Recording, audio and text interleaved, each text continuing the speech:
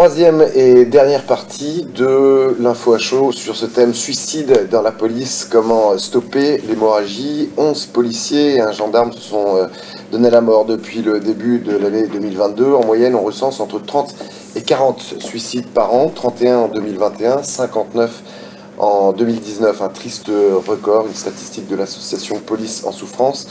Selon le baromètre juin 2021 de la Mutuelle des forces de sécurité, 24% des 6000 policiers interrogés ont reconnu avoir eu des pensées suicidaires ou entendu leurs collègues évoquer ces pensées suicidaires au cours des 12 derniers mois. Par ailleurs, 39% des agents seraient en détresse psychique selon cette étude. Rythme de travail décalé, violence de plus en plus prégnante, découverte de cadavres d'enfants ou d'adultes, constat sur des affaires de femmes battues, affaissement du respect aux autorités, additionné à une éducation familiale en berne. Comment mieux protéger les 146 000 policiers et 100 000 gendarmes? À mes côtés, j'ai le plaisir de recevoir Agnès Naudin. Bonjour, porte-parole du syndicat de police FSU Intérieur. FSU Intérieur, FSU, ça veut dire? FSU, c'est la Fédération Solidaire Unique. Très bien. C'est un syndicat enseignant à l'origine. Toujours sur ce plateau, Georges Fenech, ex-magistrat. Georges, merci d'être encore avec nous. Éric Chalumeau, commissaire divisionnaire honoraire. Et Michael du blog Sécurité 83 629. Alors, au fur et à mesure, on va parler des raisons de ce qui a déjà été mis en place, ce qui promet d'être fait par le gouvernement avec des annonces récentes et ce qui devrait l'être. Les raisons, pourquoi, Agnès, en est-on arrivé là? Pourquoi est-ce qu'il y a autant de policiers qui se suicident? Bon, ça fait des années qu'on en parle, c'est un problème qui n'est pas nouveau. Je pense que le ministère de l'Intérieur a essayé de mettre en place un certain nombre d'outils qui Alors, on va en parler, mais les raisons, il y en a plusieurs, j'imagine. Alors, il y a toutes celles que vous avez évoquées, et puis il y en a une dont on parle, à mon sens, trop peu. C'est aussi la manière dont la police en interne fonctionne et dysfonctionne, que ce soit sur des problèmes de hiérarchie, de manque d'écoute, ce qu'on appelle la culture du chiffre aussi, qui amène à des situations dans lesquelles ils sont poussés à bout. Il y a aussi les problèmes de nos gardiens qui peuvent constater des infractions qui sont commises par des policiers et qui, par moments, ne sont pas soutenus par leur hiérarchie et qui se retrouvent dans des situations à être isolés. Ça aussi, ça en fait partie, voilà, sans parler de tout le reste. La pression du terrain et, comme tout à chacun, des problèmes personnels qui peuvent s'ajouter. Exactement, et qui ont beaucoup grandi avec les problèmes des gilets jaunes, parce que c'est un moment où ils ne pouvaient pas poser de congé, et donc il y a une saturation qui s'est mise en place. Et puis après, voilà, après les gilets jaunes, on a enchaîné sur la période du confinement, donc très problématique pour tout le service public aussi. Donc je pense qu'on arrive à un point de crispation dans la police qui est à peu près le même que celui qu'on peut connaître dans la population aussi. Éric Chalumeau, commissaire divisionnaire honoraire, de votre expérience justement. Alors ce sujet, j'ai eu à l'étudier. J'ai fait quelques années à l'IHESI. Pierre Jox était ministre de l'Intérieur. C'était en 1989. Et on avait eu une vague de suicides considérable, 1988, 70 suicides dans l'année. Donc c'est un phénomène qui est en effet ancien. Et attention, le suicide, c'est pas le stress, c'est même pas la dépression, c'est le choix, un choix intime, de faire cesser une souffrance, c'est ça qui est derrière le suicide, en se supprimant. Donc cet acte-là, j'ai eu à regarder 70 dossiers à l'époque, des services RH, parler avec des médecins, 70 dossiers individuels de collègues, femmes et hommes, surtout hommes, phénomène très masculin, le suicide, qui étaient passés à l'acte. Et à chaque fois, on sort cette phrase, il est très difficile de faire la départition des causes individuelles, familiales, des phénomènes de rupture individuelle, notamment les divorces, l'isolement, du facteur professionnel. Donc ça, c'est quand même une donnée qui est fondamentale. Je vous rappelle qu'il y a un ouvrage majeur qui le dit depuis un siècle, c'est Durkheim qui a écrit un livre qui s'appelle Le suicide et qui considère qu'une société produit quasiment à l'unité près. Donc la question c'est, qu'est-ce qui revient à l'institution? Est-ce qu'on est face à un problème systémique type France Télécom? Je vous rappelle qu'il y a quand même une jurisprudence. France Télécom, 20 morts en 2 ans, avec une position du tribunal de grande instance de Paris qui qualifie le harcèlement institutionnel, alors qu'avant on qualifiait des modes de management individuels qui poussaient au harcèlement. Donc la question c'est, est-ce qu'on est face un problème systémique, comme on dit dans la police, ou est-ce qu'il faut regarder au cas par cas? Moi, simplement, mon expérience, quand je suis passé de la police nationale au privé, je me suis retrouvé dans un grand groupe. J'avais l'impression d'être cocooné, si vous voulez. Médecin du travail très régulièrement, bilan, évaluation, enquête régulière sur l'ambiance au travail. Et c'est vrai que le curseur était très éloigné de ce qu'on a connu dans la police, où tous ces principes-là, même les évaluations psychologiques avant dotation en armement, c'est très compliqué. Maintenant, dernier point, pour ne pas être trop long, les 2/3 des policières et des policiers, surtout les policiers qui passent à l'acte, le font avec une arme de service. C'est là où l'institution est encore plus directement interpellée. 12% de la population générique. Il y a 8000 suicides en France. Donc, on se suicide, l'employeur donne l'instrument. Oui, Ce qui est évidemment pas rien, si vous voulez. Avec une grande question pour la hiérarchie, c'est la question de la détection de cette souffrance, du signalement de cette souffrance. Et moi, pour avoir eu à désarmer, à faire une procédure de désarmement d'un policier qui est en grande souffrance, croyez-moi que c'est très compliqué, parce que désarmer un policier, c'est le mettre au banc professionnellement. Donc vous voyez, il y a cette question, est-ce qu'on est face à un problème systémique? Est-ce qu'on a les modes de prévention et de signalement? Et comment on fait pour évaluer le rapport à l'arme, qui est quand même l'instrument de la mort, parfois même en service. Parce que quand on désarme, en fait, c'est est-ce qu'on va plus l'enfoncer encore en le stratisant, en l'enlevant de la... Exactement, en l'enlevant de la... Qu'ajouter de plus à ce que vient de dire Eric, qui a brossé vraiment l'ensemble, en très peu de mots, et de manière très, très lucide, très claire, cette problématique. J'ajouterais simplement... vous allez partir en vacances ensemble, hein, tous les deux. Non, mais très on relira Durkheim tous les deux. On voit qu'il connaît parfaitement et qu'il a travaillé ce dossier. Avant d'aborder peut-être que faire, j'ajouterais simplement qu'il y a peut-être aussi, au sein des forces de l'ordre, aujourd'hui, une interrogation quasi existentielle, c'est le cas de le dire, hein, sur ce qu'est leur mission. Comment, à partir du moment où vous avez aujourd'hui une contestation très forte de la police, les gilets jaunes, souvenez-vous, suicidez-vous, à partir du moment où ils sentent que la hiérarchie, notamment au plus haut niveau, ministériel, ne soutient pas toujours, vous voyez, on va même jusqu'à les accuser de manière un peu brutale de contrôle aux faciès ou de violence policière systémique, etc. Mettez-vous à la place d'un jeune fonctionnaire de police qui peut-être a aussi des problèmes personnels, familiaux, etc., et qui se sent un peu lâché et qui ne comprend plus la finalité de ses missions. Il rentre dans une période de traumatisme terrible qui peut accentuer cette tendance suicidaire. Je pense que c'est ça aussi. Moi, j'ai en tête les policiers jetant leurs menottes au sol, vous vous souvenez, et donc tout cela participe aussi d'un syndrome, je dirais, général dans la police et la gendarmerie. Alors avant de parler de ce qui a déjà été mis en place, rappelons aussi que les violences contre les policiers ont doublé en 20 ans. Hein, on est passé de 13 000 en 2000 à 31 000 en 2020.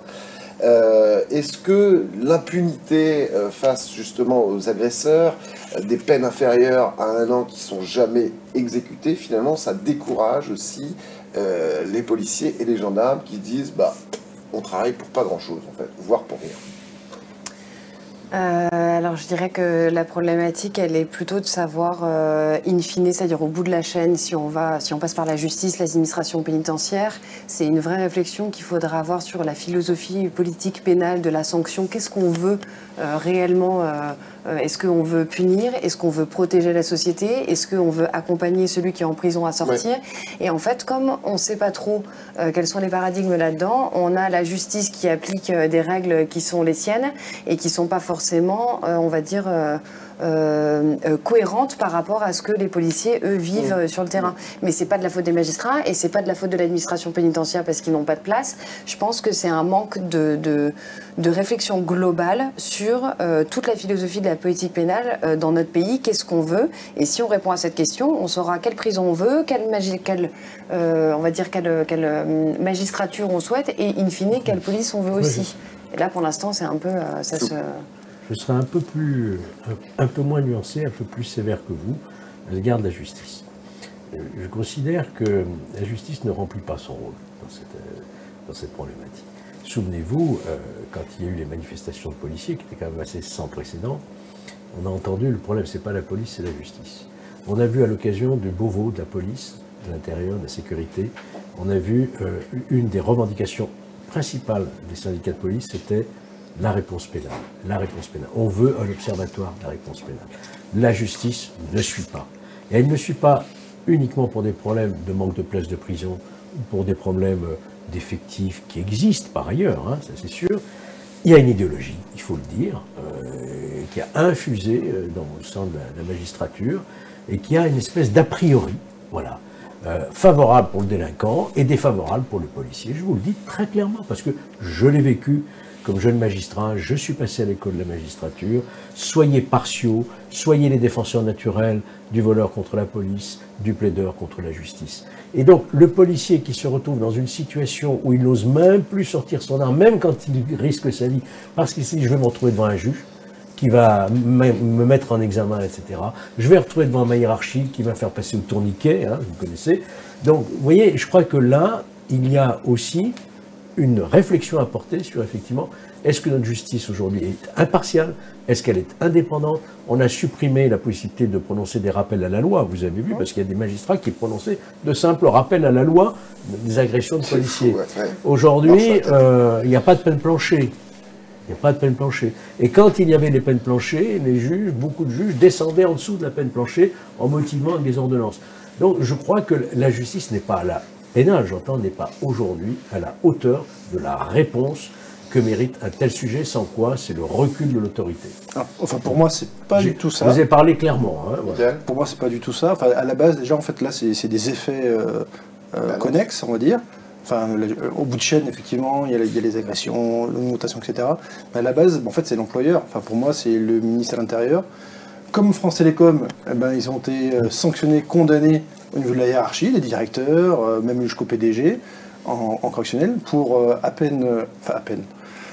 pour une trentaine de personnes suicidées. Pour la police, c'est chaque année, depuis au moins plus de 80, enfin même 89, 96, etc. On va dire que c'est pour faire une correspondance un peu spéciale, ça fait 12 ou 13 Bataclans depuis 96 en policiers suicidés, donc en fait c'est une hécatombe en fait finalement. On voit aussi, je me suis intéressé à ce que font nos voisins, donc en Europe, notamment en Belgique et notamment au Québec. Eux, c'est pas du tout les mêmes chiffres. Par exemple, en Belgique, ils sont à un taux quasi égal avec la population civile. Donc, ils n'ont pas plus de suicides dans la police. Au Québec, effectivement, ils avaient eu une grosse vague de suicides dans les années 80, qu'ils ont réussi à abaisser totalement grâce, en fait, à une vraie dynamique de leur administration, en fait, un accompagnement. Parce qu'après, du coup, je ne sais pas si dans les écoles de police, est-ce qu'il y a un apprentissage du post-traumatisme? Est-ce qu'en fait on fait ça? Est-ce qu'on fait de la gestion de stress? Ou est-ce qu'en fait on fait pour utiliser un radar pour sanctionner? Alors, on va parler de tout ça justement, de ce qui a été mis en place et ce qui devrait l'être. Mis en place déjà des psychologues, me semble-t-il, Agnès. Oui, le SSPO. Ouais, je crois qu'il y a 100 psychologues environ actuellement qui réalisent pas loin de 40 000 entretiens, en tout cas en 2021, c'était le chiffre. Et un numéro unique d'appel qui permet aux fonctionnaires d'avoir un accès anonyme, confidentiel et gratuit à des psychologues, avec notamment cet échange, cette relation qui se met en place. Oui, enfin, d'après ce que je sais aussi de l'association PEPS, qui justement fait de la prévention au suicide, et qui est une association qui s'est mise en place dans les 2019. Donc au moment des conventions qui ont été signées d'ailleurs avec PEPS. Il y a des conventions, oui, mais qui ont été signées parce qu'ils se sont rendus compte que finalement le numéro anonyme fonctionnait beaucoup moins bien que cette association, parce que ce sont des policiers qui écoutent des policiers et qui comprennent, on va dire, beaucoup plus l'atmosphère qu'il peut y avoir dans les services, parce que eux-mêmes le vivent dans leur quotidien. Et effectivement, ils ont fait un travail extraordinaire depuis 3 ans maintenant. Mais normalement, voilà, c'est une association qui est entre guillemets à l'extérieur, pour laquelle les organisations syndicales représentatives aujourd'hui, ils demandent à ce que cette association disparaisse. Ouais. Donc, alors ce que pour l'instant le ministère de l'Intérieur tient bon et n'y accepte pas, mais en même temps, ils ont pallié les carences de l'administration en prenant eux-mêmes en charge et en compte les différentes formations de prévention au suicide. Ils doivent aller au Québec aussi normalement cette année pour pouvoir avancer sur ces questions-là. Ils ont bien fonctionné. On va en parler. Je voudrais justement vous parliez de PEPS, qu'on voit un très court clip justement diffusé sur les réseaux sociaux sur ce que fait cette association PEPS.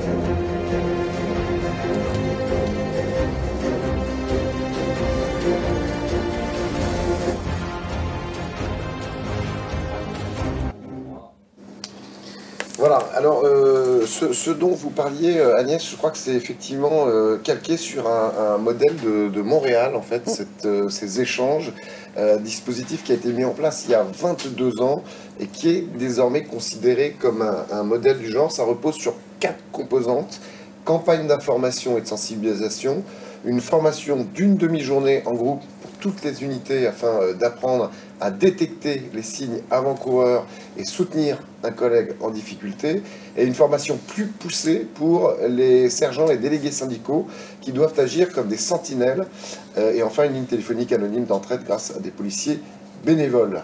Oui, mais parce qu'en fait, dans la formation, il y a, et en tant qu'officier, je l'ai vécu quand j'étais en école il y a 12 ans, on n'en parlait pas du tout. Alors aujourd'hui, je crois qu'il doit y avoir un module de formation en initiale qui doit durer 2 heures, ce qui est très très relatif par rapport à la problématique. Mais donc c'est quelque chose qui n'est pas assez pris en compte et qui innerve pas assez toute la chaîne hiérarchique, que ce soit les commissaires, les officiers ou même les majors qui sont dans le corps d'encadrement, parce que tout le monde est concerné de toute façon. Donc tant que ça ne rentrera pas dans les écoles en formation initiale et continue, ça restera quelque chose qui sera l'affaire de quelques-uns et donc pas suffisant en fait. Pour je voulais juste rajouter un chiffre concernant cette stratégie mise au point à Montréal. Depuis que ça a été mis au point, eh bien, le taux de suicide a chuté de 79%, soit 4 morts entre 1997 et 2008. Oui. Moi, je suis toujours admiratif de ce que font les Québécois, les Canadiens. D'ailleurs, il y a très souvent des magistrats, des policiers qui vont s'inspirer de ce qu'ils ont mis en place pour la criminologie, pour la pédophilie, pour détecter la dangerosité d'un individu. Ils sont très forts. Donc je pense que là, on ferait bien effectivement de s'inspirer, mais il y a une délégation qui va partir, je crois, à Montréal précisément, pour s'inspirer de ces modèles. Il y a aussi le système de sentinelle. Oui, bah c'est un peu la même idée qu'il y a au niveau du Québec. Oui, mais le problème, c'est que le temps que ça se fasse, c'est souvent aussi des effets d'annonce, le temps que ça redescende et que ça se mette en place. Voilà, les sentinelles, ce sont ceux qui sont un peu plus formés que les autres. C'est des policiers volontaires. Oui, tout à fait. Ils vont du gardien de la paix jusqu'au commissaire. Exactement. Tout corps confondu. Ils sont là pour veiller sur leurs pairs avec des systèmes de repérage. Donc, bien évidemment, il faut aussi les former, détecter des problèmes financiers, familiaux et autres que peuvent rencontrer leurs collègues. Mais par exemple, PEPS, eux, ils ont mis en place une formation à l'intérieur qui s'appelle SI... Six-C, voilà, est inspiré d'un protocole israélien qui s'appelle 6C. Et où la formation, elle dure quasiment, je crois, 3 jours, et où on parle beaucoup aussi du stress post-traumatique, etc. Et on est très loin des 2 heures que nous on fait. Donc en fait, si on ne nous donne pas les bons outils pour le faire, voilà, ça restera un effet d'annonce. Premier secours psychologique d'urgence qui permet de les préparer à une intervention, de faire attention aux uns aux autres au cours de ces interventions, puis de faire un débriefing rétex de manière spécifique, pour essayer d'évacuer effectivement tout ça, ce qui permet de réduire les risques d'apparition de stress post-traumatique. On a très peu d'expérience, enfin, on a très peu de pratique du retour d'expérience dans nos institutions qui sont un peu inhibées sur ce Ce qui est drôle, c'est que dans la formation initiale des agents de sécurité armés, il est prévu gestion du post-traumatique, gestion du stress. Ça dure combien de temps? Une dizaine d'heures déjà, de base. Donc l'État impose au privé de le faire, et de le faire d'ailleurs avec un recyclage, etc. Et pas pour les policiers, c'est assez étrange. Pour les journalistes dont on parlait tout à l'heure, j'ai eu l'occasion d'avoir en interview un journaliste, un grand reporter de guerre, d'une grande chaîne de télévision, qui m'expliquait qu'au retour d'Afghanistan ou d'ailleurs, il était pris en charge par une cellule psychologique mise en place par la chaîne de façon à évacuer effectivement tout le stress. Mais c'est ce qui devrait. Moi, je pense que quand des policiers rentrent de mission dans les banlieues, après avoir essuyé des mortiers, etc., ils sont dans un stress, c'est vraiment qu'il faudrait. Est-ce qu'il existe après ces périodes justement de décompression? Je ne crois pas. Ben, on n'a pas le temps. On repart sur le terrain. Ah oui, on repart c'est ça, on repart sur le terrain. Donc on ramène ces problèmes à la maison et donc les problèmes à la maison commencent à aussi, exactement commencent à émerger et puis une fois qu'on a des problèmes à la maison, on les ramène au boulot et donc effectivement la plupart de ceux qui se suicident ont toutes ces problématiques là qui se sont engluées et parfois de nombreux mois en avant et c'est là où dans la prévention je pense qu'on n'est pas bon, c'est qu'un policier se suicide pas du jour au lendemain quand il a sa femme, ses enfants et qu'au boulot tout va bien.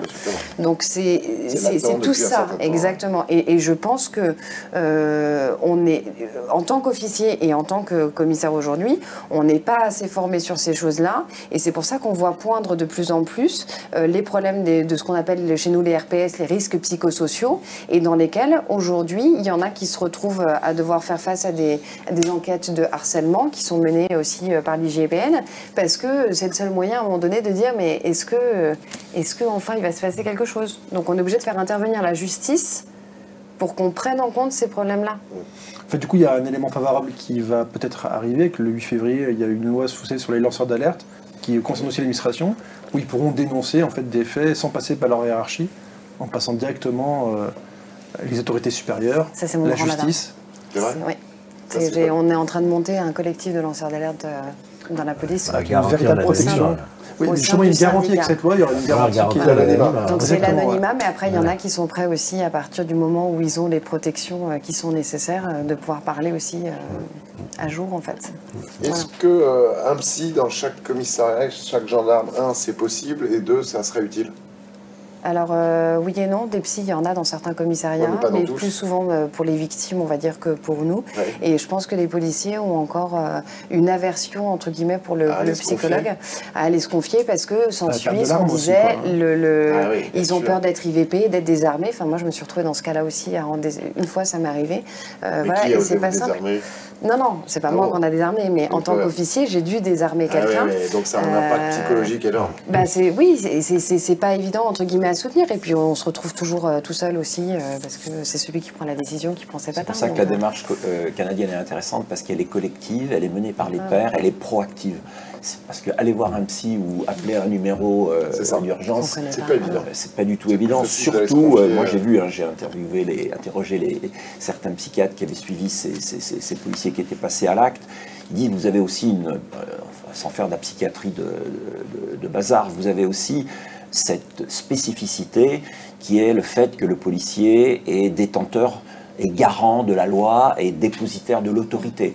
Et donc qui le met en conflit, c'est ce que Freud appelait le surmoi, c'est cette espèce d'idéal qui le met en conflit avec sa pratique quotidienne. Donc il y a quand même cette spécificité policière, qui est le détenteur de l'autorité ne va pas volontiers se confier à un psy, il va difficilement fendre l'armure par rapport à d'autres professions, dans l'enseignement par exemple, où il y a quand même beaucoup de dépression. Bien sûr. Ouais. C'est vrai que souvent c'est plus difficile de gérer un enfant qu'un terroriste. C'est une vieille blague, mais elle est vraie. Il y a malheureusement aussi des suicides dans la magistrature. Il y a eu une jeune magistrate qui avait 2 ou 3 ans d'expérience. Trop de dossiers. Elle ne se sentait plus en capacité de remplir correctement sa mission jugée. Elle s'est suicidée et ça entraînait d'ailleurs ce mouvement de grève générale. Vous voyez qu'à partir du moment où vous avez une fonction à responsabilité, comme dans la police ou la justice, vous avez le sentiment d'un échec, ça peut contribuer effectivement à des tendances. Et parce que quand on est jeune, on rentre avec une image et un idéal de justice et de police. Et quand on se retrouve au bout de 2-3 ans et qu'on se dit, mais en fait, déconnecté de ce que si je fais une caricature, je suis rentrée pour la veuve et l'orphelin et je me retrouve à vérifier des passes sanitaires. c'est ça exactement, c'est la chute brutale. Et donc on revient sur la perte de sens, comme vous le disiez, où on sait plus, où on sait plus et où on se retrouve à être mis en défaut sur des contrôles aux faciès, mais parce qu'en même temps, la politique du chiffre fait en sorte que ces contrôles aux faciès se fassent de plus en plus souvent et de plus en plus régulièrement, parce qu'il va y avoir une chasse à la bâtonnite, ce qu'on appelle chez nous, une infraction constatée et une infraction élucidée. Et les primes découlent de tout ce système-là. Et donc, en fait, de manière quasiment inconsciente, mais très cohérente, les policiers se retrouvent à faire des choses qu'ils n'ont pas forcément envie de faire, pour des intérêts qui sont même pas collectifs, qui au final sont individuels. C'est le management qui pose problème principalement. Non, c'est pas forcément le management, si, parce qu'après les officiers pourraient très bien dire, et j'en ai connu, qui disaient ah non mais moi si vous me demandez de faire ça, je suis pas d'accord parce que ça n'a pas de sens et que c'est dans votre intérêt personnel à vous et non pas dans l'intérêt du collectif. Mais oser dire à son patron ou à sa patronne dire bah non ça je vais pas le faire, ça veut dire risquer d'avoir une mauvaise note, de pas pouvoir avoir une mutation, etc. Donc en fait, on se ramasse sur soi. Il y avait aussi, il y avait aussi un point médical qui avait cité plusieurs médecins du travail que j'ai rencontrés. C'est le fait que un policier en dépression, c'est une maladie, il ne faut jamais oublier, c'est une pathologie, on ne connaît pas tout du cerveau.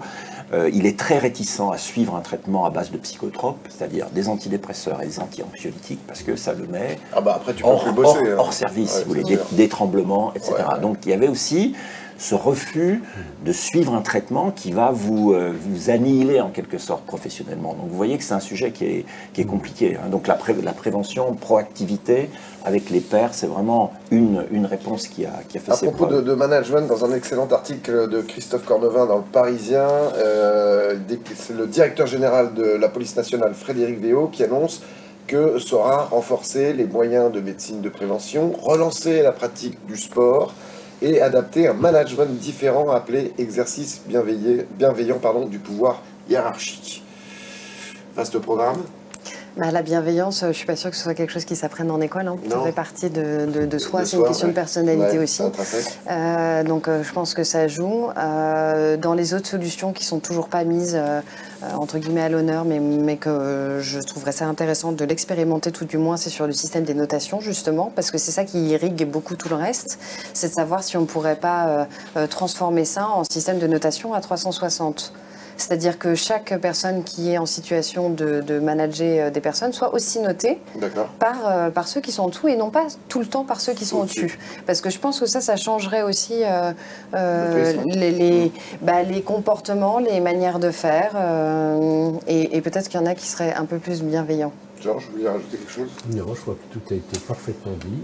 Moi, je suis un peu surpris, c'est une déclaration de Darmanin, le ministre de l'Intérieur, qui a affirmé que l'essentiel des suicides avait un lien direct avec la vie personnelle et non pas professionnelle. Oui, il a ajouté que quand même, on doit tenir compte aussi des problèmes professionnels. Oui, mais enfin, il a dit ça quand même. Oui, on le dit toujours, à chaque suicide, il y a encore ce malheureux maire de Rezé, je ne sais pas si vous avez vu, qui s'est pendu dans sa mairie. Le procureur dit, on a beaucoup de mal, il recevait des lettres de menaces, on a beaucoup de mal à faire la part entre la motivation professionnelle. Donc ça revient. Et c'est pas faux. Néanmoins, il y a quand même une sursuicidité professionnelle au niveau de la police nationale française quand on la compare. Voilà. Et c'est pour ça que c'est quand même un problème qui est devant nous. Oui, et puis si jamais l'administration reconnaît que le suicide a des causes professionnelles, ça veut dire que la personne, elle meurt en service. Et donc, du coup, de manière administrative et financière, c'est pas du tout le même circuit. Donc, l'administration, en règle générale, le système, je veux dire, effectivement, on aura plutôt tendance à renvoyer la balle au niveau du privé parce que du coup, ça lui coûtera moins cher. Oui, parce qu'il ne faut pas oublier que derrière, il y a des veuves et des orphelins. On suivra de près les avancées concernant ce process inspiré du Québec. Merci à tous d'être venus sur le plateau de l'Info à Chaud sur News Sécurité. On se retrouve très vite. En attendant, prenez soin de vous. Ciao.